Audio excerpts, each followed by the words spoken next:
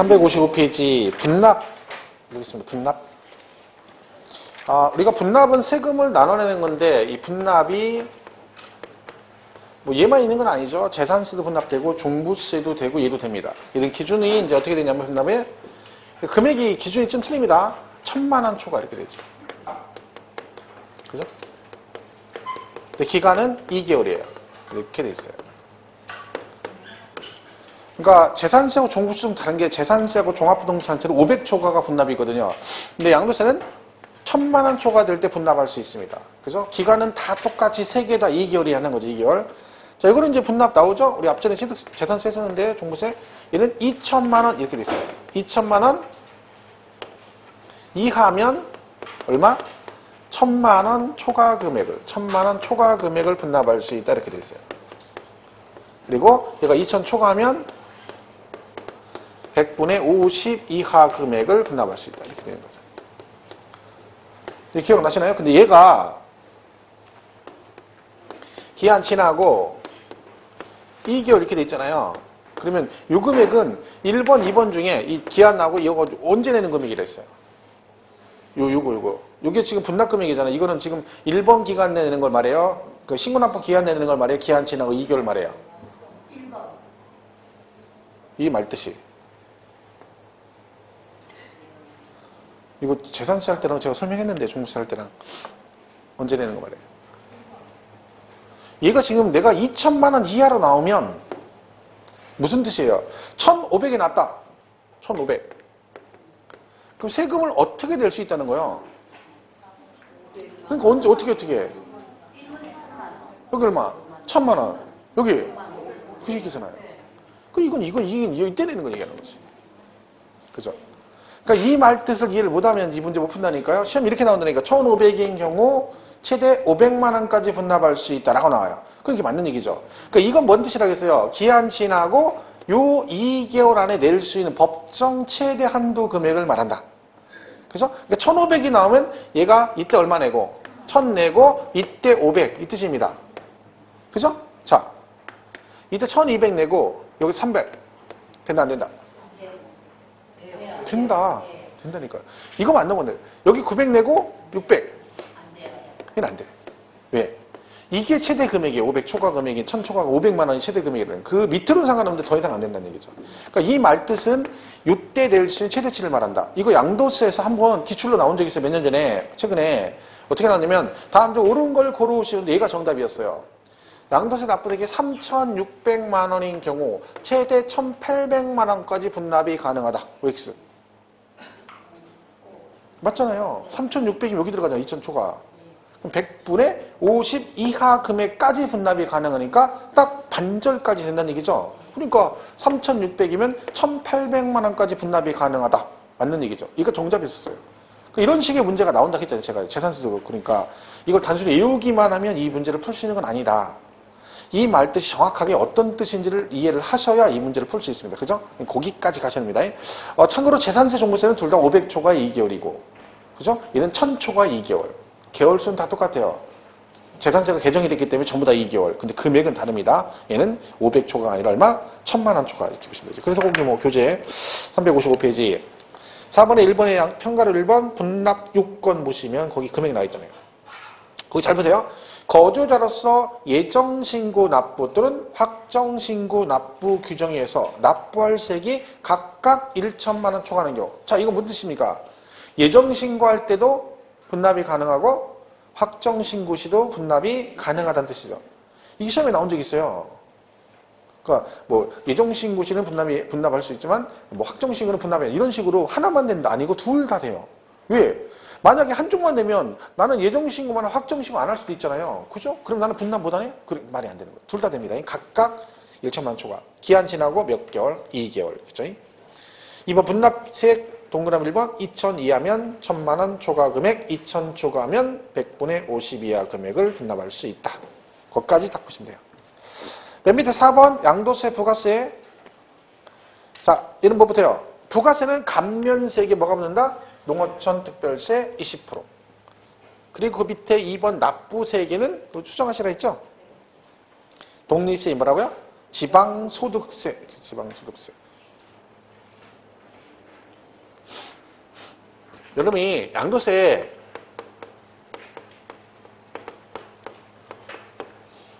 이번에 이제 뭘 팔았는데 양도세 1억이 나왔어요. 낼 돈 1억이야. 그죠?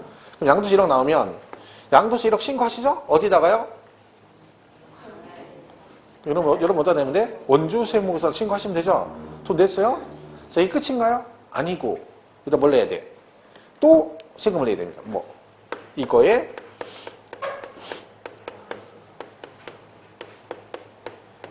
얘를 내야 되는 거야. 그러니까 세금을 1억만 내는 게 아니라 양도세 1억이 나오면 실제로 얼마를 내요? 1억 1,000을 내야 됩니다. 왜? 이거 10% 1,000만 원 또 따로 내야 됩니다. 이게 이제 법에 규정이 돼 있는 거죠. 그죠? 그러니까 우리가 소득세를 내면 얘가 소득세잖아요. 소득세가 국세거든요. 그죠? 그 소득세 낼 때는 거기에 10%의 지방소득세를 추가로 내는 거예요. 그러니까 여러분 직장 다니면 그 종합소득세 내시잖아요. 연말정산할 때. 그죠? 그때 세금 얼마 내요? 3.3% 뛰죠, 가끔세. 왜요? 소득세는 3%예요. 근데 그거의 10%인 0.3%가 뭐가 붙은 거야? 지방소득세가 붙은 거죠. 양도세도 소득세이기 때문에 뭐가 붙어요? 요 납부세액이 얘를 내야 되는 거야. 근데 얘는 뭐다? 부가세가 아니고 뭐다? 독립세다. 얘를 뭐라고 표현하면 틀리는 거야? 부가세라고 하면 틀린다는 거죠. 그러니까 만약에 시험 문제에 양도소득세는 납부세액의 지방소득세 10%를 부가세로 부과한다. 그럼 땡 틀립니다. 이 말 이해가세요? 세금은 내는데 성격이 뭐가 아니라고요? 부가세가 아니라는 얘기죠. 그럼 얘는 부가세가 언제부터? 요거를 뭘 받았어? 감면을 받았어. 얼마? 1억을 다 감면 받은 거죠. 그럼 얘는 세금 내요, 안 내요? 안 내죠. 감면 받았으니까. 그죠? 하지만 뭐를 내야 돼? 요 금액에 농특세 20%는 내야 됩니다. 그럼 얘는 뭐요? 부가세입니다. 그러니까 우리가 부가세가 몇 개가 있어요. 근데 우리가 배우는 세목 중에 부가세라고 쓰는 건 딱 두 개밖에 없어요. 뭐 지방교육세하고 농어촌 특별세. 그죠? 그 두 개는 부가세죠. 그러니까 얘는 부가세가 아닌 거지. 근데 언제는 감면받으면 세금은 깎아주지만 뭐는 내라? 부가세는 내야 된다. 이때 뭘 낸다? 농어촌 특별세 20%. 그러니까 결국 세금 1억은 안 내지만 결론적으로 농특세 2천만 원 내야 된다는 뜻이죠. 깎아줘도 부가세 내라. 그죠? 이때는 뭐라고 그래요? 이거를 부가세라고 표현한다는 거죠. 그래서 동그라미 1번이 그래서 감면 받으면 감면세계 농특세 20%가 부가세로 붙는 거고 납부세계는 지방소득세가 10%를 내는 데는 뭐다? 독립세다. 결론은 부가세라고 하면 안 된다. 걔는 그죠? 그거만 조금 조심하면 돼요. 그 지문 슬쩍 툭 나왔을 때 조심해야 되는 거죠. 자, 자, 얘는 여기까지 정리하시면 됩니다. 자, 그리고 넘어가서 358페이지 이제 제일 중요한 그 비과세를 보겠습니다. 비과세. 358페이지. 자, 이 부분은 뭐 아주 중요하죠. 뭐 말하면 잔소리, 두 말하면 잔소리죠. 시험에도 잘 나오고 실무에도 중요하고 그죠? 자, 비과세는 일단 3개가 있어요. 첫 번째 뭐가 있어? 파산, 선고, 처분, 소득. 그치? 망해가지고 파산 선고를 받아가지고 남은 재산 처분하면 세금 내지 말고 빚 갚아라 그런 뜻이죠. 얘는 제목만 알면 돼요. 왜? 내용은 안 물어봐요. 두 번째부터 나와요. 농지의 뭐다? 교환과 분할. 그죠? 세 번째가 1세대, 1주택, 그리고 토지. 그리고 2년 이상 보유. 물론 여기 이제 보유에 조정지역은 2년 거주도 해야 됩니다. 그죠? 이런 규정 있죠? 자, 이건. 자, 얘부터 보시면 돼요, 얘부터. 얘는 뭐냐면, 농지를 어떤 필요해서 교환하거나 분합, 나누고 합하게 되면 얘도 비과세를 해주겠다 그런 뜻입니다. 근데 얘는 사실은 이걸 이제 최종적으로 다 공부하려면 3월달 가면 이 교환 분합을 아무 때나 하면 안 되고 법으로 정한 사유가 있습니다. 그러니까 이런 사유로 교환 분합을 해야 되고, 그죠? 그 다음에 금액 조건 충족해야 되고, 그리고 사후 관리 조건도 있는데 오늘은 금액 조건, 가장 기본이 뭐? 금액 조건만 볼 겁니다. 금액 조건. 나머지는 3월달에 다 볼 거고요. 자, 그럼 얘가 교환 분합 비과세 받으려면 어떤 금액 조건을 충족해야 된다? 이 교환하는 두 토지가 있다. 그죠? 여기 교환할 때. 이 뭐 있어요? 금액이 똑같진 않겠죠? 차액이 있다, 차액. 그러면 이 차액이 어떤 일정한 조건을 갖춰야지 비과세 해주겠다. 그런 얘기입니다. 그 조건이 뭐냐? 교환한 두 토지 중 이 차액이 뭐다? 두 개 중 큰 토지 가격의 4분의 1 이하야 된다. 이렇게 돼. 자, 그럼 얘가 1억이고, 이거 7,600이면 차액이 2,400이고, 그죠? 그럼 얘는 비과세 받을 수 있다는 얘기, 없다는 얘기야? 있어요, 없어요? 있죠? 왜? 이 차액이 둘 중 큰 토지 가격 얼마? 1억. 이거에 얼마? 4분의 1 이하면 뭘 해주겠다? 비과세 해주겠다. 그럼 비과세 되는 거죠. 뭔 말인지 이해가시죠? 얘가 1억에 7,400이에요, 얘가. 그럼 얘가 얼마야? 2,600이잖아요. 얘는 비과세 된다, 안 된다? 네? 돼, 안 돼? 안 되잖아요. 근데 이걸 이렇게 생각하면, 이렇게 하면 있어요. 나는 분명히 안 된다고 얘기했는데 본인 혼자 해석해가지고, 그러니까 지배가 천천히 생각합니까? 그러니까, 2,600이면 4분의 1인 2,500까지는 비과세 해주고, 초과되면 100은 세금을 낸다는 뜻이구나. 이렇게 해석한다. 집에 가서 천천히 생각하지 마. 집에 가서. 수업할 때 2,600 비과세 안 된다니까요. 그러니까 이 4분의 1 이하면 비과세 되고, 4분의 1 초과되면 아예 비과세 자체가 안 되는 거예요. 그죠? 그걸 이해를 잘 하셔야 돼요. 희한하죠. 강의할 때는 분명히 그렇게 얘기 안 했는데 희한하게 나중에 보면은 그런 식으로 해석해가지고 이해를 그렇게 하시는 분이 있더라니까. 와서 나중에 질문해요. 그러면 선생님 이게 이 뜻이죠? 근데 어디서 그런 얘기 들었냐니까 자기는 그렇게 배운 것 같대.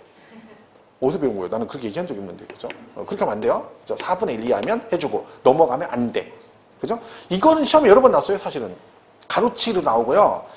얘만 나온 적도 있다니까. 이거 하나만 가지고 막 주어지는 거죠. 막 갑 토지 A 농지 가격 얼마고 B 토지 뭐는 얼마고 뭐 했는데 얘가 얼마 어쩌고 했는데 그때 비과세만 금액 조건을 오른 걸 고르시면 막 이렇게 나왔다니까. 그 금방 풀 것 같죠? 4분의 1이야. 다 틀렸어요. 왜? 막 부동호가 부동호 막 이렇게 부동호. 막 여기다가 10억 빼기 Y1 막 이렇게 가지고 막 XY 나오고 막 여기 막 부동호 나오고 하니까 막 이 보는 순간 막 그냥 안 좋은 쪽 생각나가지고 그냥 바로 포기한 거지. 그죠?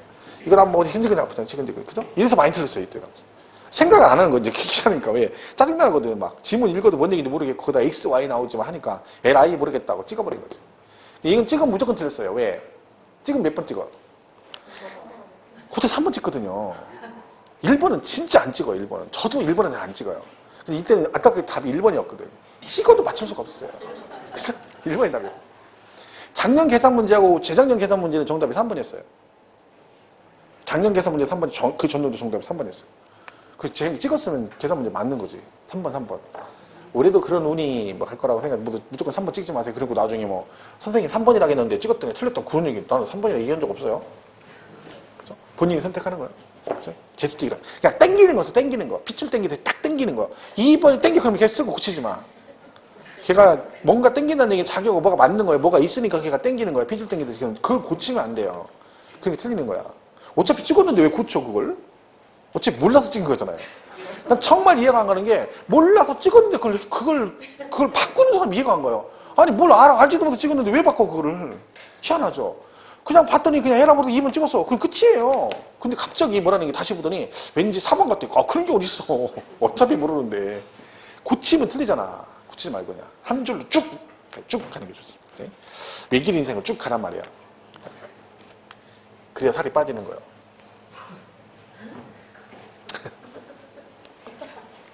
아니 뭐 이렇게 먹는 것처럼 그런 정신력을 가지고 공부를 하는 얘기예요.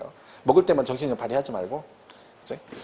이게 왜 여자들이 왜 돈 들여서 살 빼잖아. 돈 들여서 약을 먹고는 살이 빠지긴 빠져요. 근데 그런 사람 있어요. 얘는 빠졌다는데 나는 먹었는데 돈 들여 똑같은 걸 먹으면 살이 안 빠지는 사람 있어요. 왜 그럴까요? 그렇죠. 그 빠지는 거 효과가 있는 거 원래 그게. 근데 본인이 그 빠지는 걸 넘어서게 먹어대기 때문에 그런 거예요. 빠지는 속도보다 쌓이는 속도가 더 빨라요. 같이 약을 먹는데 얘 빼긴 빼는 거야. 근데 감당이 안 되는 거야. 왜? 막 계속 먹어주니까.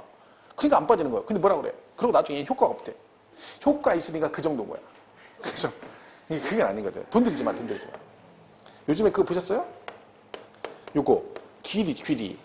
요거로 먹으면 살 빠진다잖아. 이게 돈도 많이 안 들고 겁나 싸요 이게. 그래서 여기다가 저지방 우유를 타가지고 하루에 아침에 2숟갈 넣어가지고 먹으면 딱 좋대. 그럼 막 지방이 분해 확 된대. TV에서 본 거예요. 내가 알려주려고.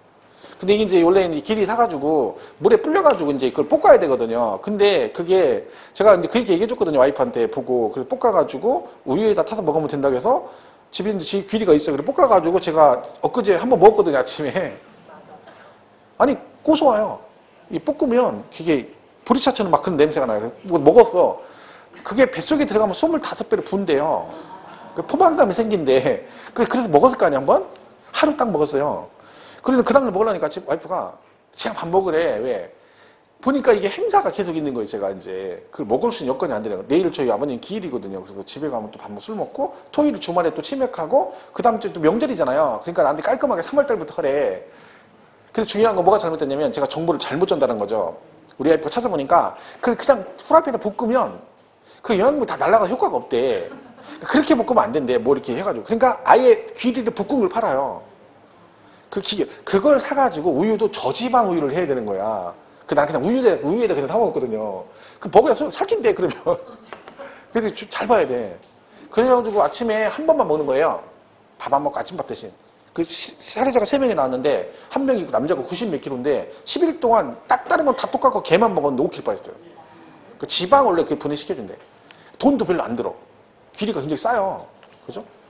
안 비싸, 뭐가 비싸. 아무리 한약보다 비쌀까? 어? 한 달에 막 30, 60만 원짜리 그런 거보다 비쌀까? 그런 건 또 안 비싸다고 막 60만 원 주고 효과 있다고 사면 기린 또 비싸단다? 아이고 참. 그런 거야. 나가서 막 밥 먹을 때는 막 몇만 원짜리 스테이크 먹으면서 저기 편의점 가서 삼각김밥 먹을 때는 얘 1,000원이나 해? 왜 이렇게 올랐어? 왜 이렇게 비싸? 이런다. 돈 안 들이니까 알려줬으니까 나중에 해보세요. 거기에 물방 가지 말고 좀 공부해야 되니까. 그죠?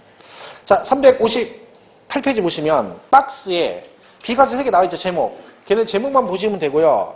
1번 파산 선고 처분 수속 끝. 그 다음에 2번 농지 교환 분할 나왔죠?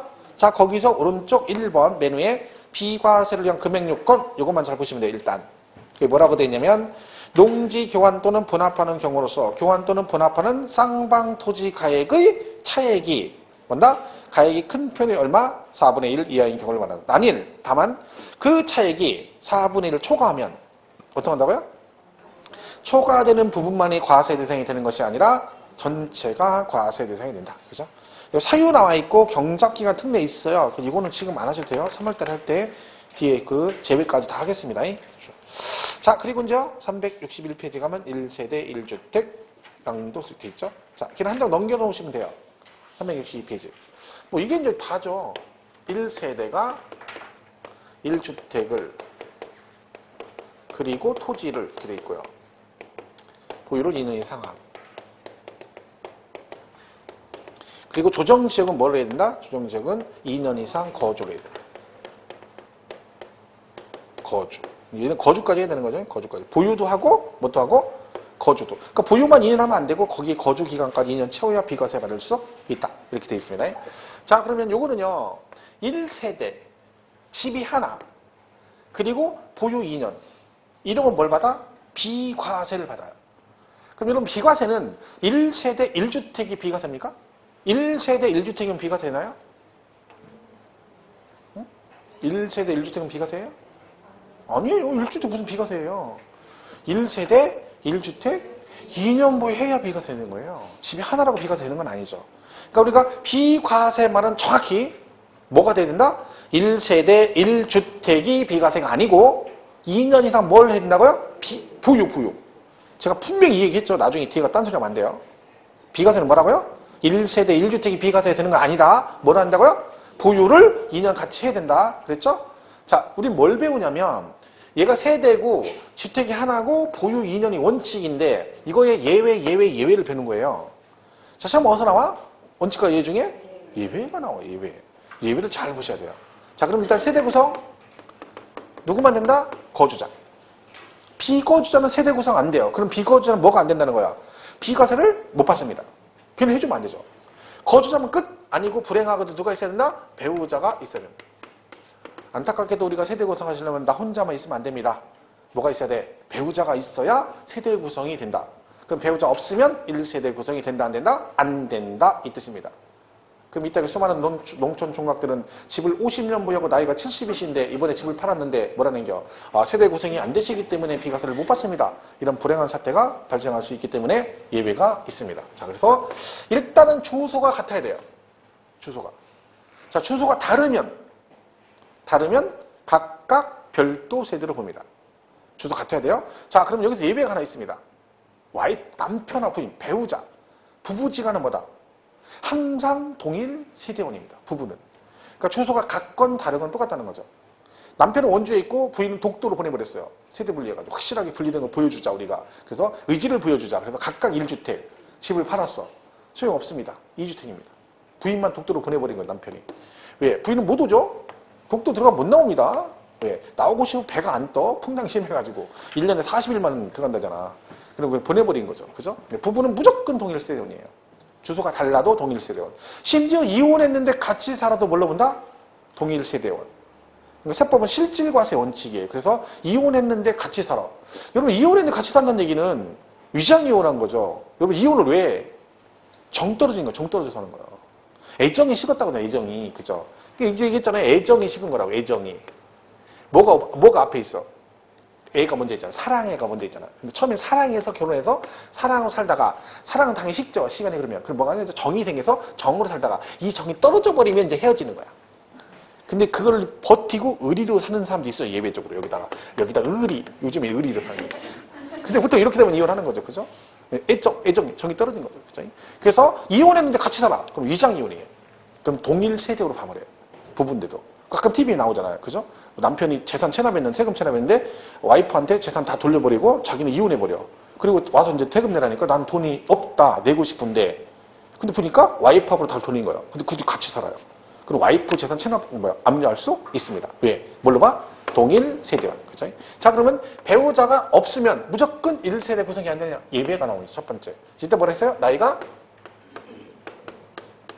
30세 이상이 무조건 1세대. 그죠? 결혼했건 안 했건 상관없습니다. 만으로 30 넘어가시면 무조건 1세대.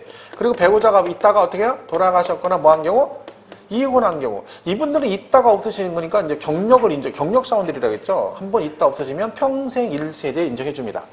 돌싱도 전부 다 1세대 인정해주시고 또 할 필요 없어요. 그죠? 비과세 받으려고 재혼할 필요는 없다. 그 얘기죠. 사망하거나 이혼한 거. 그리고 이제 국민기초생활보장법에 여기 막 길게 나와요. 소득.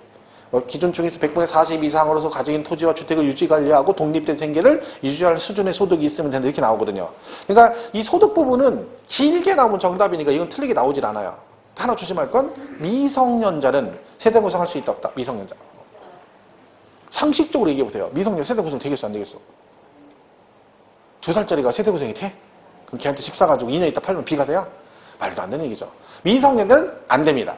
자, 근데 조심할 건 예외가 있다는 걸 기억해야 돼요. 예외. 그러니까 미성년자도 세대 구성하는 경우도 있습니다. 제가 말했죠. 7살짜리가 1살 연상 누나랑 결혼했어. 얘는 유치원 졸업반이고 누나는 1살 연상 초등학교 1학년이에요. 둘이 결혼했어. 같은 유치원 출신에 눈이 맞았는데 유치원 때 결혼했는데 여자 집에서 여자가 아무리 그래도 유치원은 졸업해야 된다 그래가지고 할 수 없이 1년 늦었다가 유치원 졸업하자마자 결혼한 거죠. 그래서 둘이 결혼했어. 뭐야? 배우자 있잖아. 뭐야? 1세대. 무슨 배우자 있잖아, 배우자. 유치원인데 얼마나 까졌는데 애들이 6, 7살짜리는 애들이 벌써 여자를 몇 명을 바꿨는데 유치원 3년 다니면 벌써 한 대여섯 명은 바꿨어. 남자 서로. 얘 사귀다 쟤 사귀고 쟤 사귀고. 어린 것들이 벌써부터 그러다니까. 애인 없다고 하면 다 애인 없다고 하면 다 바보라고 그래. 너 애인도 없냐? 이런다니까. 너 애인이냐? 헤어졌어? 그런다니까? 5, 6살짜리가? 요새 얼마나 애들이 발랑 까졌는데요. 그러니까 결혼할 수 있지, 결혼. 안녕 내 사랑 잘 가요 이런다니까 어린 것들이. 제가 옛날에 유치원인데 또 유치원에서 한 3년 있었잖아요. 그거 뭐 한다고 그래가지고 아이고 난리 아주 6, 7살 때면 발랑 까져가지고 7살짜리 발랑 까졌어 애들이. 유치원 3년 다니잖아요. 그러면 거기 짬밥이 3년이잖아. 체코참. 그럼 걔들은 수업 들을 때 뒤에 손 짚어야 한쪽. 이렇게 안 앉아요. 이렇게 반드시 안 앉고 살짝 어깨 살짝 빼고 이렇게 손을 살짝 뒤로 이렇게 짚어. 약간 거만하게 이렇게. 지가 이제 짬밥 제일 높잖아. 초등학교 1학년 들어가면 이제 이렇게 얘들이 이러잖아. 1학년이니까. 6학년 되면 또 이래요. 그렇다면 진짜라니까? 7살짜리가 뒤에 이렇게 거만하더라. 애들이 자세가 삐딱해요. 어딘가 모르게. 왜? 내가 벌써 짬밥이 3년이라는 거지. 최고참이라 이거지. 그런 걔들은 말하는 것도 틀리다니까. 여유가 있다니까. 왜? 그 유치원 3년을 겪었잖아. 그 얘기는 무슨 얘기예요? 걔네 집안 얘기를 그 집안의 모든 사정을 선생님이 다 알고 있다는 얘기죠. 엄마가 어떤 사람인지, 아빠가 어떤 사람인지, 얼마나 깔끔하고 지저분한지에 대해서 다 알고 있죠. 그래서 조심해야 된다니까. 내가 말했잖아. 막 진짜 너무 오래 하니까, 3년 하니까 막 내가 힘들어. 왜? 애들 너무 와서 얘기했으니까 자기 집안 얘기를. 근데 고해성사를 막 하는 거, 고해성사를. 막 막 무릎 꿇고 앉아가 선생님 저희 집안은요 막 이렇게 얘기를 해요. 엄마가요 밥을 안 주고요. 뭐 맨날 엄마는 잠만 자고요. 아버지도 맨날 집에 놀고요. 막 이런 얘기 다 하는 거야. 막 엄마가 집도 안 치우고 밥 먹고 하니 안 먹었다는 거야. 왜 안 준다는 거야. 옷은 왜 이렇게 하니 엄마가 빨래를 안 해준다는 거야. 막 이런 얘기 한다니까. 근데 우리 엄마 나갈 때는 되게 화장 이쁘게 하고 나가요. 막 이래요. 진짜라니까. 조심해야 된다니까 이들. 무섭다니까. 미성년자도 뭘 있다. 예외가 있다. 시험은 이렇게 나오죠. 미성년자는 항상 1세대를 구성할 수 없다. OX? X. 뭐 그런 거예요. 그죠? 그렇죠. 여기는 뭐 많이 나오진 않아요. 그죠? 자, 교재 한번 보겠습니다. 362페이지. 1번 1세대 요건 원칙에 1세대란 거주자 및 그 배우자가 그들과 같은 주소 또는 거소에서 생계를 같이 하는 자를 말한다. 해놓고 가로 안에 거주자 및 그 배우자의 직계 존비속 및 형제 자매를 말한대요. 예를 들면 그러니까 저희 부모님, 제 자식, 제 형제, 자매, 장인, 장모, 처남, 처제 다 같이 살면 뭐다? 동일 세대원이다. 이 뜻입니다. 예외 나오죠? 다음에 해당하는 경우는 배우자가 없어도 뭘로 본다? 1세대로 본다 해서 1번 연령이 30세 이상이거나 2번 배우자가 사망하거나 이혼한 경우 3번 길죠.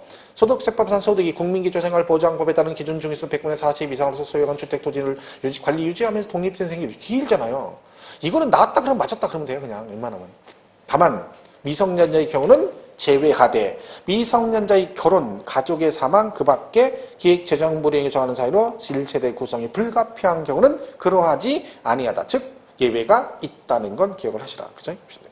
자, 그럼 이제 1주택이 나옵니다. 이 상태에서 열심히 하나 갖고 있으면 돼요.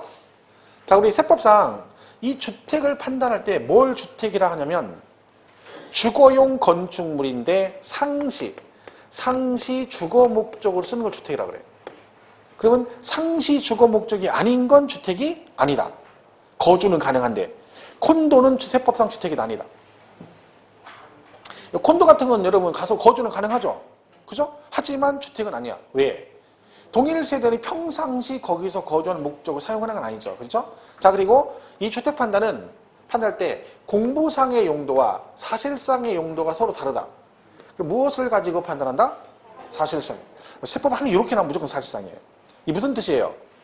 건축물 대장에는 주택으로 돼 있는데 실제는 점포로 쓰다가 팔면 얘는 주택이다 아니다? 아니다. 실제 시험에도 여러 번 나왔어요. 공부상은 주택인 경우에도 사실상 영업용 점포로 사용하다 양도하는 경우에도 1세대 1주택으로 본다. 그럼 땡 틀립니다. 왜? 실제 용도가 뭐예요? 점포. 그냥 주택이다 아니다? 아니다. 자, 교재 한번 보겠습니다. 362페이지 맨 밑에 2번 1주택 범위 판정해가지고 주택이란 허가 여부나 공부상의 용도 구분에 관계없이 사실상 주거용으로 사용하는 건물을 말한다. 근데 이제 거기서 이제 실제로 간다는 얘기죠. 그런데 그 실제 용도가 분명하지 않으면 그때는 할 수 없이 뭘로가 공부상 하겠지만 원칙은 뭐라는 겨? 사실상 용도로 구분한다. 자, 오른쪽 동그라미 1번 그래서 뭐가 나와요? 공부상 주택인 경우에도 사실상 영업용 건물 등으로 사용하다 양도하는 때는 주택이다 아니다? 아니다. 그죠? 그리고 상시 주거 목적이 아닌 콘도미니엄이나 공장 내 합숙소도 주택으로 보지 아니한다. 그렇죠? 주택은 근데 뭐까지 같이 비과세 받아요? 예. 얘가 누구요? 토지. 이 토지가요 이렇게 있어요. 이 주택이에요, 주택. 그렇죠? 그럼 이 부속 토지는 무제한으로 비과세 받는 건 아닙니다. 그렇게 주면 뭐 대지 만평에 그죠? 집 20평짜리 쳐놓고 이따가 2년 있다 팔면 나는 싹 다 비과세. 그럼 세금을 누가 내겠어요? 그래서 이 부속 토지는 면적 제한이 있어요. 이 주택 정착 면적의 도시지역은 5배, 도시지역 밖은 10배까지만 부속 토지로 인정이 됩니다. 그러니까 초과되는 건 비과세가 안 된다는 뜻이죠. 그러니까 도시지역은 5배만 해준다는 거예요. 그럼 언뜻 보면 이게 그밖에 안 해줘? 이럴 수 있죠. 근데 여러분 생각해요? 만약 여러분이 대지가 100평이야. 대지가 100평. 여기다 단독주택 짓는다고 쳐봐요. 그러면 여기 바닥면 몇 평 정도 있을 것 같아? 여러분 같으면 20평이죠? 대지가 100평인데 보통 30에 40은 짓겠죠. 아무리 안 해도 30은 되겠지. 그죠? 그럼 이거의 5배면 얼마야? 150평이에요. 그럼 얘는 100% 무조건 비과세 되는 거야. 이 5배가 적은 게 아니죠. 나는 뭐라 그래? 나는 대지가 한 40평 되는데 토지가 비과세 다 안 되고 세금 내야 돼. 그게 뭔 얘기야? 자기 땅 넓다고 자랑하는 거죠? 그죠? 왜? 나는 여기 40평인데 토지가 다는 비과세 안 되더만? 그럼 뭔 얘기야? 5배 넘었다는 얘기죠? 4, 5, 20 그러면 200인데 200이 넘는 얘기라. 그럼 자랑하는 거지 그게. 그죠? 이런 건 없어요 거의. 그러니까 웬만하면 다 뭐가 된다는 거야. 부속 토지는 비과세를 해주겠다는 뜻입니다. 그죠? 아파트는 얘기할 것도 없고 그건 대지권 지분 등이 돼 있으니까 무조건 되는 거고요. 그죠? 뭐 개중에 이제 막 몇천 평 땅에 집 짓고 사는 사람도 있겠죠. 옛날 심해진이 같은 경우 뭐 그죠? 어디 양평 어디에 뭐 그 옆에 뭐 3,000평이라나 뭐 그죠? 거기에 뭐 집이 뭐 완전 대거리더만요. 그죠? 그런 집들은 그 이외이고 일반적인 건 다 됩니다. 자, 근데 여기서 하나 조심할 게 있습니다. 그럼 여기에 이제 집이 이렇게 있는데 얘는 허가하고 지은 거 허가인데 얘가 20평이에요. 여기 삼돌이 마당새 집이 하나 있어요. 여기 무허가로 10평짜리 하나 줘놨어요. 자, 이때 그러면 주택 정착 면적의 5배, 10배 그랬죠? 이때 주택 정착 면적은 얼마일까요? 이런 게 있어, 만약. 얘는 허가받은 거고 얘는 무허가야. 그럼 주택 정착 면적에서 그 5배, 10배 가야 되죠? 자, 이때 정착 면적이 얼마나? 그죠? 30. 이렇게 가요. 그러니까 우리 왜 이 얘기를 하냐면 우리가 주택 정착 면적의 5배, 10배 이것만 외우면 안 되고 그 정착 면적 계산할 때 뭐가 있으면 무허가 있으면 무허가 정착 면적도 포함한다까지 가야 되는 거야. 이거는 이제 할 때 정착 면적 가로치고 무허가 정착 면적은 제외. 그러면 땡. 틀립니다. 이거 조심해야 돼요. 자, 볼까요? 동그라미 2번. 363페이지 맨 위에 동그라미 2번. 주택에 딸린 토지 면적 가로 안에 뭐라고 되어 있습니까? 주택 정착 면적 계산 시 무허가 정착 면적도 포함한다. 이것은 주택 정착 면적 10배, 도시지역은 5배까지를 주택에 딸린 거로 한다는 얘기는 거기까지만 뭘 해주겠다? 비과세를 해주겠다. 그 얘기입니다. 그래서 우리 5배, 10배를 꼭 기억을 해 주셔라. 그죠? 이렇게 되면 되죠? 자, 이렇게 보시면 되고, 그 다음 넘어가서 364페이지 맨 위에 뭐 나와요? 다가구 주택 나오죠. 다가구가 뭐예요? 우리 알고 있는? 뭐라 그래? 이걸 우리가 보통 뭐라 그래? 다가구를? 일반적으로 뭘 말해요? 이거 얘기하는 거지, 방 여러 개 있는 거. 이거 뭐? 원투룸. 그죠? 보통 원투룸 같은 걸 다가구라고 하죠. 자, 이걸 팔았어. 방이 여러 개죠. 자, 이는 원칙적으로 이 각각을 주택으로 봅니다. 원칙은. 근데 이거는 이제 말은 각각이란 얘기인데 실질적으로는 각각으로 볼 수가 없죠. 왜? 이거를 팔 때 얘가 각각이라는 얘기는 구분등기가 돼 있다는 얘기지. 그죠? 근데 원투룸은 구분등기 안 돼 있잖아요. 그러면 소유자가 한 명이잖아. 그죠? 그러니까 원래는 다가구도 공동주택처럼 본다는 얘기예요. 아파트처럼. 그런데 얘가 뭐냐면 이걸 가구별로 양도하지 아니하고 당연히 양도 못하겠죠. 뭐라면 하나의 매매 단위로 양도하면 즉 이렇게 통으로 그냥 을로 넘어가면 얘는 방은 여러 개지만 이걸 뭘로 보겠다? 하나의 주택으로 보겠다. 이게 뭐예요? 1주택으로 보겠다는 얘기예요. 당연한 얘기 아니겠습니까? 그죠? 그래서 거기 자 뭐라고 되어 있나 보세요. 다가구 주택. 다가구 주택은 한 가구가 독립하여 거주할 수 있도록 구획된 부분을 각각 하나의 주택으로 본다. 원칙은 그걸로 보겠다는 얘기예요. 다만이 중요하죠. 해당 다가구 주택을 어떻게 한다고요? 구획된 부분별로 양도하지 아니하고 하나의 매매 단위로 하여 양도하는 경우는 그 전체를 하나의 주택으로 본다. 그렇죠. 그러니까 우리가 원룸 방이 12개짜리 있는데 그걸 팔면 1세대 1주택 2년 보유해서 뭘 받아? 비과세가 되는 거예요.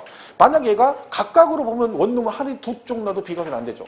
비과세는 관두고 1세대 12주택이네. 그럼 세금으로 주구란 얘기지. 그 원룸 매매가 안 되겠죠. 그죠? 그래서 우리가 얘는 뭘로 본다? 하나의 매매. 전체를 하나의 주택으로 본다. 그런 얘기고. 밑에 겸용주택은 또 뭐예요? 겸용주택은 상가주택 같은 거라 했죠? 자, 일부는 주택, 일부는 상가. 이렇게 돼 있다. 그럼 걔는 어떻게 판단한다? 그죠? 주택 부분. 그죠? 그러니까 주거 부분이 주거 이해, 주택 이해보다 얘가 크면 전체를 주택으로 봐요. 근데 작거나 같으면 각각으로 봐요. 그러니까 만약에 상가주택인데 주택 부분이 60이고 상가 부분이 40이에요. 그거 하나 가지고 있어. 그럼 걔를 팔면 걔는 뭘로 봐? 전체 다 주택으로 봐서 2년 보유면 뭘 받아? 다 비과세 받을 수 있다는 얘기죠. 5대5면 어때요? 5대5. 면적이 5대5야. 주택 50, 상가 50. 그러면 따로따로. 주택 부분만, 그럼 나머지 반은 세금 내고 반절만 비과세가 된다. 그러니까 만약에 진짜로 여러분이 만약에 상가주택인데 면적이 똑같아요. 공부상의 용도가. 그죠? 근데 그거 하나야. 그러면 그거는 팔면 50% 세금을 내야 되잖아요. 그럼 어떻게 하면 돼요? 어쨌든 주거 부분을 0.1제곱미터라도 크게 해서 공부상의 용도 면적을 넓혀놔야 되죠. 오늘 넓혔어. 오늘 공부상 정리했어. 그리고 내일 팔면 안 됩니다. 그럼 안 돼. 그럼 반절 세금 내야 돼요. 몇 년 지나야 돼? 그리고 2년이 지나야 돼. 왜? 이제 주거분이 커졌잖아요. 그리고 지금부터 전체 주택으로 보는 거죠? 그리고 그 주택이니까 몇 년 지나야 돼? 2년 그리고 2년 지나야 비과세가 되는 거지. 어쨌든 면적 그렇습니다. 그래서 거기 참고에 보면 364페이지 참고. 주택 면적이 비주택 면적, 주택 아닌 면적보다 크면 전부를 주택으로 봐서 비과세 받을 수 있고, 작거나 같으면 뭐 한다? 따로따로, 즉 주택 부분만 주택으로 본다. 그죠? 겸용주택은 이렇게 정리하시면 됩니다. 고가주택 앞전에 했었죠? 보시면 되고. 자, 이런 게 있죠. 집 이렇게 있어. 근데 이거를 병이 공동소유였어. 그러니까 집 하나를 3명이 공동명의하고 있어요. 그럼 얘는 주택수 계산할 때 어떻게 한다? 공동명의. 집 하나를 공동명의하면 어떻게 한다? 3명 다 각각 1주택을. 이건 제가 조심하라 했죠. 왜냐면 이걸 모르고 만약 얘네들이 자기들이 살고 있는 집이 하나씩 있어요. 아파트가. 이걸 공동명의를 사가지고 셋이 공동명의를 했어요. 그럼 3명 다 몇 주택이다? 2주택입니다. 왜? 이걸 다 1주택으로 봐버려요. 하나씩 갖고 있는 거예요. 집 하나는 10명이 공동명의였다. 그럼 10명 다 각각 1주택 소유한 걸로 봐버립니다. 그러니까 이건 지분하고는 관계없어요. 등기만 돼 있다 그러면 무조건 1주택 가진 걸로 보는 거죠. 그러니까 이런 거 조심해야 되죠. 그러다가 이거 딱 팔았다가 이거는 자기 집이 아니니까 공동명의니까 아니라고 생각했다 딱 팔면 2주택이에요. 그럼 셋 다 2주택이 되는 거죠. 그렇죠? 그래서 공동소유 나오죠. 5번에. 1주택을 여러 사람이 공동으로 소유하는 경우는 주택수를 계산할 때 어떻게 한다고요? 공동소유자 각자가 그 주택을 소유하는 걸로 본다. 물론 이제 같은 세대, 부부가 공동명의다. 그럼 뭐겠어? 그건 1주택이고 각각 아니고 같은 세대는 아니고요. 그죠? 어쨌든 그 부분 조심해야 돼요. 공동소유는 뭐라고요? 각각 1주택. 그죠? 이거 잘 보시고. 자, 이렇게 보시면 돼요. 자, 이제 넘어가시면 이제 여기부터 이제 특례가 나오는 거죠. 이건 이제 주택의 기본 개념이고, 자, 그러면 이제 여기 보유기간의 예외 규정과 1주택의 예외를 나옵니다. 쭉 해서 우리 나오는 건 뭐예요? 이 367페이지 4번이 뭐라고 돼 있어요? 2년 이상 보유 요건이라고 돼 있죠. 자, 여러분 보유를 2년 해야 돼요. 그리고 조정지역은 뭐 줘야 된다고요? 거주도 2년 이상 해야 됩니다. 거주도. 이건 이제 파리 대책. 작년 8월 2일 날, 그죠? 그 부동산 대책 이후에, 그러니까 8월 3일 이후에 사신 분들이, 조정지역에 사신 분들은 보유도 2년 해야 되고 거주도 2년 해야 돼요. 근데 그 전에 사신 분들은 뭔 안 해도 돼. 거주는 안 해도 돼요. 그죠? 그것도 복잡해요. 그것도 막 실무 보면 그 전에 계약하고 계약금 받았으면 상관없고 실무는 머리 지진다는 거예요. 그러니까 실무하면. 여러분 벌써부터 머리 지진다면 되죠? 자격증을 딴 다음에 고민해야 되니까. 그죠? 자, 원칙 나오죠? 1세대가 양돌 현재 우리나라에 1주택 보유하고 해당 주택의 보유 기간이 몇 년? 2년 이상인 경우. 근데 가로 안에 뭐라고 돼 있어요? 조정지역은 2년 이상 거주 안에 비과세를 적용한다. 그러니까 조정지역은 보유만 2년 해가지고 비과세 받을 수 없고 반드시 뭐 해라? 거주도 2년은 해야 된다. 그런 얘기예요. 자, 보유 기간은 뭘 가지고 따질까요? 그러니까 여러분이 보유 기간 2년이잖아. 그러면 그거를 보유 기간 따져봐야 되잖아요. 정확하게. 그럼 뭘 가지고 판단하나요? 보유 기간. 제가 만약에요, 원주에 집을 샀는데, 그죠? 사가지고 분양 받자마자 등기를 쳤어요. 그리고 입주는 못했어요. 갑자기 발령이 나서. 그래서 등기만 치고 분양받고 바로 전세 주고 제가 지방으로 갔다가 2년 후에 이 집을 팔았어요. 그럼 저는 비과세 받을 수 있나요? 내가 분양을 받고 등기 치고 한 번도 집에 입주도 못 해보고 바로 전세 주고 살아보지도 못하고 갔다가 2년 다 팔았어. 그럼 얘는 비과세 받을 수 있다 없다? 있다. 보유는 공부상으로 가는 거예요. 공부상으로. 취득일로부터 양도일. 그럼 내가 살지 않았어도 보유는 등기 명의만 돼 있으면 세월만 흘러가면 보유예요. 그죠? 근데 거주는요. 그 집에 들어가 살았어야 돼요. 그럼 거주 기간은 뭘 가지고 따지나? 주민등록 전입일로부터 전출이래요. 그러니까 이게 문제가 뭐냐면 서울 같은 데서 만약에 2년 보유, 2년 거주돼야 되죠. 그러면 주인이 뭐라 그래? 전세 주면서 세입자한테 뭐라 그래? 내가 전세금 깎아줄 테니까 주민등록 전입신고를 하지 마라. 이렇게 얘기하는 거죠. 왜? 전입신고 해버리면 자기가 비과세가 안 되니까 2년 거주 못하니까. 그러니까 깎아줄 테니까 전입신고 하지 마라고 하는 경우가 과거에 있었습니다. 그 뉴스에 나왔어요. 왜? 옛날에는 3년 보유에 2년 거주였거든요. 비과세가. 근데 3년 보유인데 서울, 과천, 분당, 일산, 평촌, 삼분, 중동 이 7개 지역은 거주도 2년을 했어야 돼요. 그때 당시. 그러니까 그때는 그랬죠. 그러다가 그게 개정돼가지고 그냥 싹 다 보유 기간도 2년으로 줄고 거주 없고 그렇게 된 거예요. 그러다가 이번에 또 법이 개정되면서 어떻게 된 거야? 조정지역은 뭐 또 해라. 거주도 2년 이렇게 바뀐 거죠. 그거 전세금 깎아주겠다고 전입신고 안 했다는 그지 되는 거죠. 그죠? 말도 안 되는 거죠. 그때는 뭐 거기는 워낙에 막 두는 사람 많고 집은 없으니까 또 그러고 들어가는 사람 있다니까요. 불이익을 당하고. 재산 쌍 갈리는 거예요, 그게. 그죠? 왜 근데 서울에서 아동부동 살았는지 모르겠어요. 그죠? 나는 다녀보니까 서울은 진짜 나하고는 안 맞더만. 자연 이게 넓은 데가 좋아. 아우, 답답하고. 전철 타봐. 아우, 힘들어. 퇴근 시간 타면 막 밀려가지고 막. 제가 말했죠? 여자들 앞에 타 있으면 손 이렇게 하고 타야 된다. 손 이렇게 하고 타야 돼. 이렇게 하고 타면 잘못하면 싸대기 맞고 성추행으로 걸려. 그러니까 나는 이제 그런 의사가 없다는 걸 표시하기 위해서 이렇게 하고 막 겸손하게. 막 미쳐버린다니까, 아주. 이게 뭔 짓이냐고. 그죠? 자, 그러니까 보유조는 다르죠? 자, 그럼 이제 뭐가 나와요? 여기 있죠, 이거. 자, 그럼 얘가 보유나 거주 기간에 관계없이 예외적으로 비과세 받는 경우가 있다는 거죠. 그래서 쭉 나오는데, 자, 이거는 어디 보시면 되냐면 368페이지 박스 있죠. 자, 첫 번째가 이거 나와요. 건설 임대주택이라는 게 있어요. 자, 이건 임대주택인데, 이런 뭐 영구 임대나 이런 거 말고요. 그런 거 들어보셨죠? 얘가 지금 현재는 분양된 아파트인데 과거에는 임대 아파트였어. 이런 게 있어요. 보통 복도식으로 되어 있는 것들이 많죠. 얘는 무슨 얘기냐면 처음에는 임대를 해요. 임대사업자가 아파트를 지어서. 그리고 얘가 의무 임대 기간이 있어요. 그걸 끝나고 나서 다시 뭐를 해? 분양을 하는 거죠. 그러니까 이제 세상 여러 가지 혜택을 주는 거죠. 그럼 얘가 의무 임대 기간이 보통 몇 년이냐면 5년이에요. 5년. 그럼 임대사업자가 집을 지어서요. 세를 주겠죠. 임대를 하겠죠. 그래서 갑이 세를 들어갔어요. 이날이 임차일이에요. 들어간 날. 그리고 얘가 여기서 5년을 살았어요. 자, 5년을 살았다는 얘기는 임대사업자는 5년 동안 임대를 했다는 얘기죠. 그럼 걔는 뭐를 해? 이제 분양을 하죠.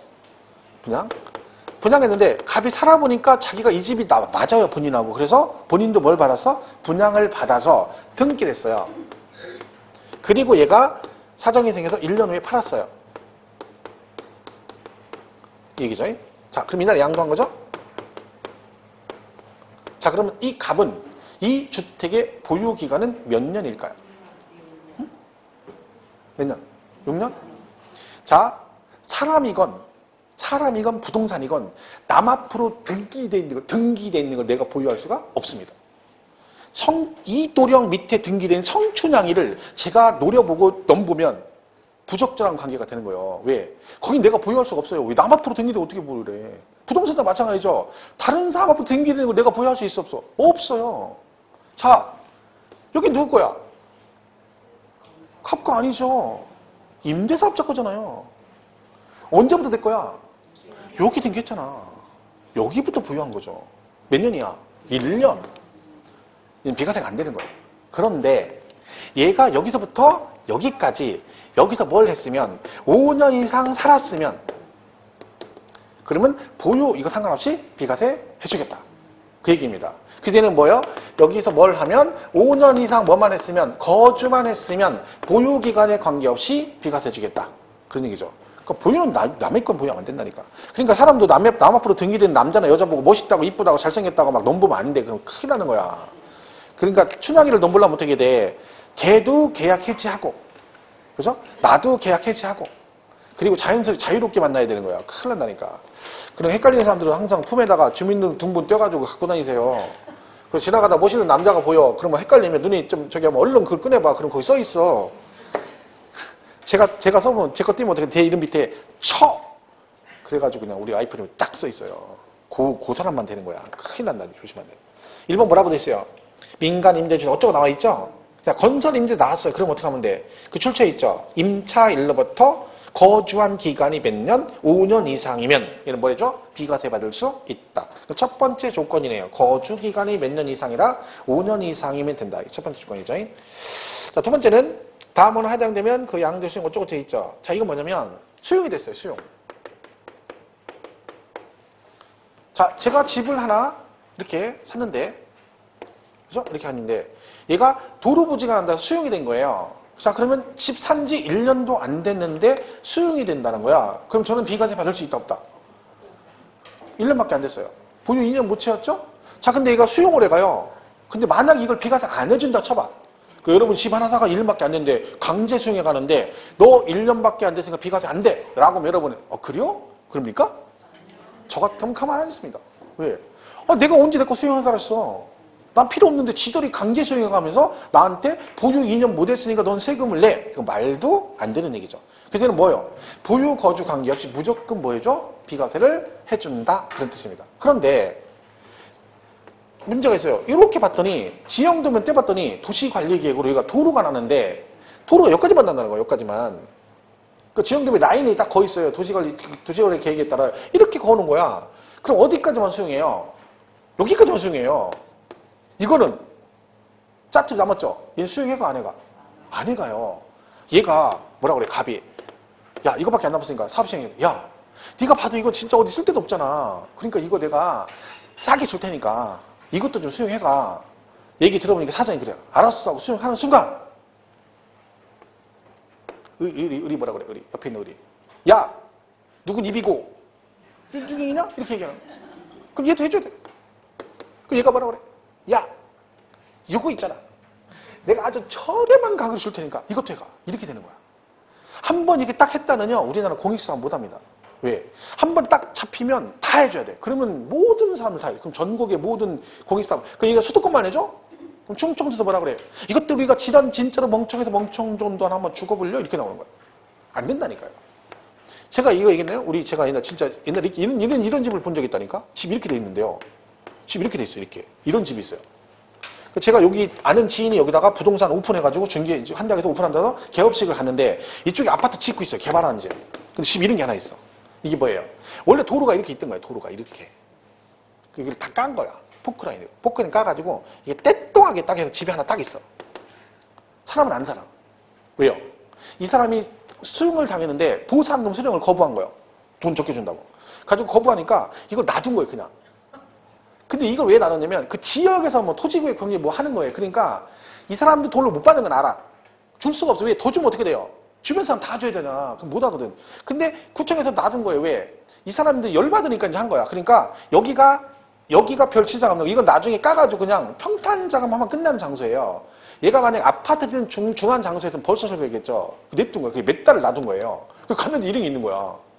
포크레인 까가지고 못 올라가 여기. 반드시 가고 막 이렇게 까가놨어 그냥 이렇게 딱 집 하나 딱 있는 거야. 딱 서서. 그게 다 이런 거 처음 봤다니까. 안 돼. 안 돼요 이거 결국은 철거했어요. 근데 내비둔 거야 거기서도. 어차피 이 사람도 그냥 오기로 하는 거고 여기도 크게 사업의 시장 없으니까 이거 하는 동안 놔둔 거죠.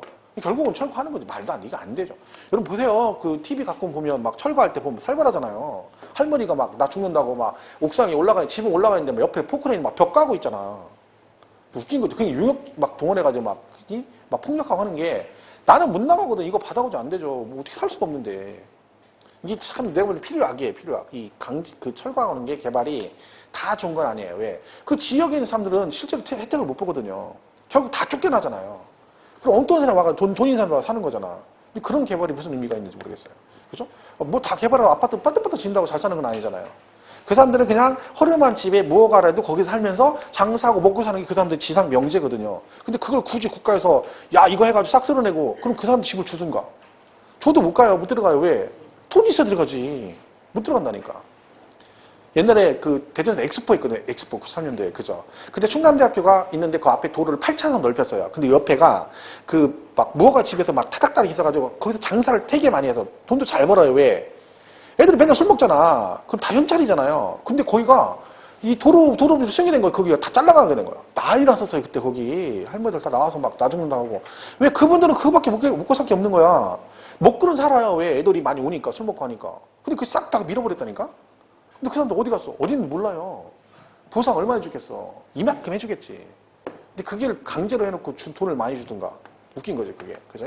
이런 수용 그러니까 강제 수용이죠. 그러니까 뭐가 강제였어? 보유도 강제하고 거주도 강제하고 무조건 뭐 해주겠다. 비과세 해주겠다. 그런 얘기죠. 또 있어요. 외국으로 이민 가거나 이민은 안 가지만 1년 이상 장기간 해외로 뭐요? 출국하는 경우죠. 이민 가려고 원주에서 집 샀는데 6개월 됐는데 이민 가게 된 거예요. 저기 세네갈로 이민 가기. 세네갈 가서 저기 뭐 하려고 그 세탁소 하려고 가려는 거죠. 세탁소 가서 장사하려고. 여기는 안 되겠다. 그래서 세네갈로 가서 세탁소 하려고 가려고 했는데 집이 안 팔려. 이민 가야 되는데. 집 팔릴 때까지 이민 안 갈 수는 없죠. 못 팔고 그냥 가. 자, 근데 얘가 이민 가는데 6개월 됐어요. 집을 팔아서 쳐봐. 이것도 1년, 2년 안 됐으니까 세금 내. 이건 아니라는 거지.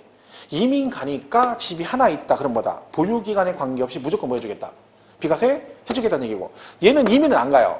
근데 1년 이상 장기간 취약이나 근무상 형편으로 외국으로 나가게 됐어. 근데 뭐요? 남편이 갑자기 3년 정도 외국으로 나가서 상사원으로 주재원으로 회사에서 발령자서 나가게 됐다는 거, 미국으로. 그럼 나가야 되잖아요. 그죠? 그럼 집 팔고 나간다는 거지. 근데 몇 년이 안 됐어? 2년 안 됐어. 그래도 뭐 해주겠다? 비과세 해주겠다. 그 얘기죠. 자, 그런데 문제는 뭐다? 안 팔려. 팔고 나가야 되는데. 그죠? 안 팔리면 어떻게 해? 팔릴 때까지 기다릴 수는 없죠. 얘가 못 팔고 나갈 수도 있죠. 그럼 만약에 못 팔고 나갔다. 그럼 어떡한다? 그 출국한 날로부터 이걸 몇 년 안에? 2년 이내 팔면 돼요. 2년 이내 팔면 뭐 해줘? 얘는 비과세 받을 수 있습니다. 2년 지나고 팔면 비과세가 안 돼. 무슨 말 이해가시죠? 얘는 그런 것보다 외국으로 이민 가거나 1년 이상 장기간 출국하면 보유거주 관계없이 비과세 해주는데 만약에 못 팔고 나가면 언제까지 팔면 된다? 출국한 날로부터 2년 이내 팔면 너는 뭐는 해주겠다? 비과세는 해주겠다. 자, 그 2번 있죠? 박스 2번. 자, 가번 보세요. 수용 나왔죠? 자, 수용은 무조건 뭐다? 비과세고. 나번은요. 해외 이주법에는 해외 이주로 세대 전에 출국하는 경우라고 돼 있고, 그 다음에 다는 1년 이상 계속해서 국외 거주를 필요한 취약 또는 근무상 형편으로 세대 전에 출국하는 경우죠. 다 비과세 해주는데 나하고 다는 다 뭐가 있어 뒤에? 출국일로부터 몇 년 안에? 2년 이내 양도하는 경우에 한한다. 그 말은 못 팔고 나가면 최소 몇 년 안에는 2년 안에는 팔아야 된다. 그런 얘기죠. 저렇게 보시면 됩니다. 자, 일단 보기까지 하겠습니다. 거기까지 하고 이어서 쉬었다가 보기 3번 보겠습니다.